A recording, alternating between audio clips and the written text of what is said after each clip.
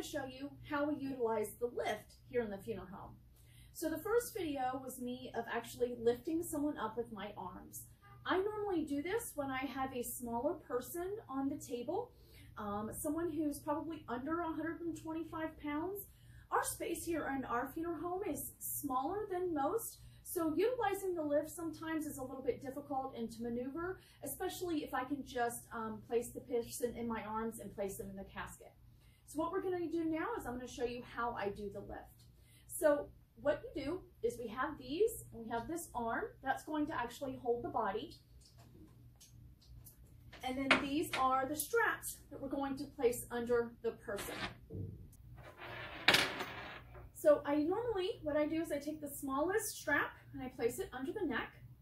And then I take the buckle and I make sure the buckle is on the opposite side of the lift. And I'll tell you why in just a few minutes. So I'm actually going to place that buckle there. I'm going to take my neck strap, which has the longest opening, and that goes right on the hips. So what I do, again, make sure the buckle is on the opposite side of my lift. Lift the legs up. And normally, sometimes I even have a second person helping me. So we move the strap to the hip area. Maybe even a little bit more to the chest. So now that we've done that, we're going to get our next one. And we're going to place that one right about the pelvic area. And again, the buckle is closest to me and away from my lift. So I'm going to lift the legs, place the strap there. Then I take my last strap and I place it at the ankles. So we're going to do that now. Again, the buckle with me and away from the lift. So now we're going to take our eye hooks and place them on the actual hooks. So I'm going to move my lift closer to the table, making sure nothing is hitting the person. At this point in time, I do place the arms a little to the side because I do not want them hit by the metal here. Then I start with the middle strap, the one that goes across the chest, and then I hook that one. Then I go on this side and I hook this side. Hook those two middle first. I come over on this side, get my strap, hook it in. I always do the head last. Take this hook, hook it in this way, take the feet. Now, this is going to lift up a little bit just because she is very, very light at this time. So the thing with that is that her legs will just lift up. So that's what happens. But with somebody who is heavier, the legs do not lift up like this. She's just a little too short to help me out, so we're going to have to maneuver things just a little bit. There you go. All right, so now that I have those three on, I will come and do the head. So I do make sure it is below the chin because you don't want anything to pop down and hit the face, as that's what we're trying to protect as well. Now that I have my straps on, I'm going to tighten them up. So I go through and I tighten up the chest first. So just go through, make sure that it is tight. I always do the head last. Just again, to protect the face a little bit. And the foot is already as tight as it's going to go, so I'm not going to tighten that one. So I do come to the head and tighten this one up. Just a little bit as well. So now that I've done that, I can now use the lift to lift.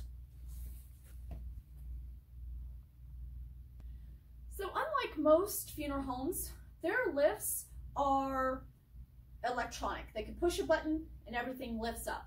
We here are a smaller funeral home, so we have one that I actually have to crank. So we crank it up to where we get over the casket. And that's about high enough. So at this point, I am going to bring back the lift just a little bit.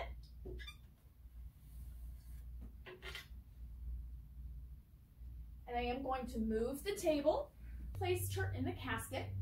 I do want to take the neck strap off first.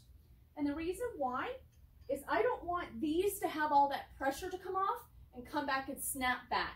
We don't want that. So I always take the head off first, the head strap off first. Then I do the feet. Then I do this one here. And then I do the legs last. So once I have it off, crank this up.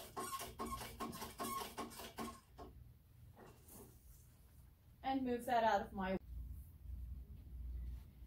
So one may ask, how do we get the straps out of the casket? Well, with the head, it's not that hard. We can just roll this one out, okay? But with the others, they're a little difficult. You see this? We don't want this eye hook coming this way and hitting the casket or hitting the person. So what we do is we take off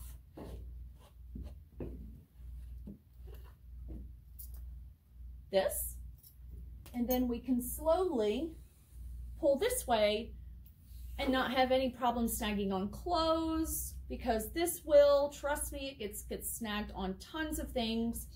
And then we don't run the risk of it also coming back and hitting us or hitting and damaging the casket. So I'm going to do that.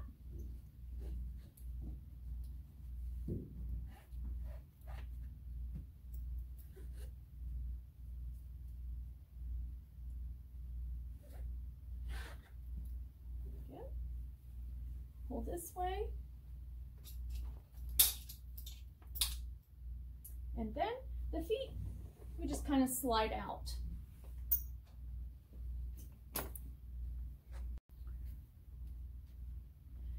So once the person has been placed in the casket and we like the way they're settled and everything, we place the hands. Then we get our casket key. This is where we lower the foot,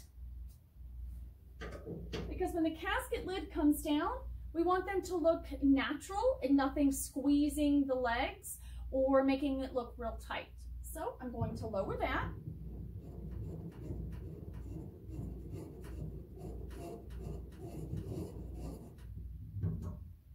Okay, and then I'm going to come and I'm going to lower the head as well.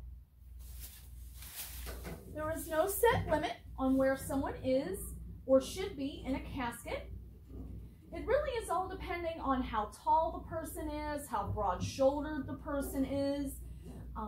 So many different factors go into where exactly you want to place the bed once the person has been placed in. So now that I've done that, I've situated my bed. So now I'm going to fold in my linens. I'm very unique in my way, as I actually fold in my linens so it almost looks like there's nobody in the bottom. I cover them as much as possible.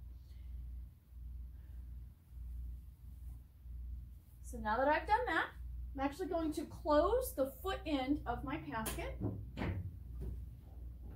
Okay.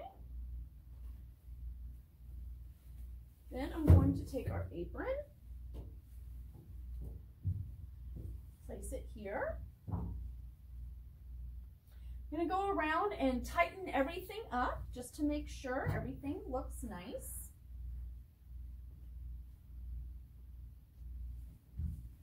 Yes, I did just move her. Sometimes, even when I'm doing the linen, I notice someone's arm isn't exactly right. So I go in and I make sure everything looks right and looks good. And there's no gaps so you can see the inside of the casket, anything like that. Because nobody really wants to see that sort of thing. So I'm just going to tuck in, and then I will show you when I'm done. Again, making sure everything is tucked in the way it needs to be. All right.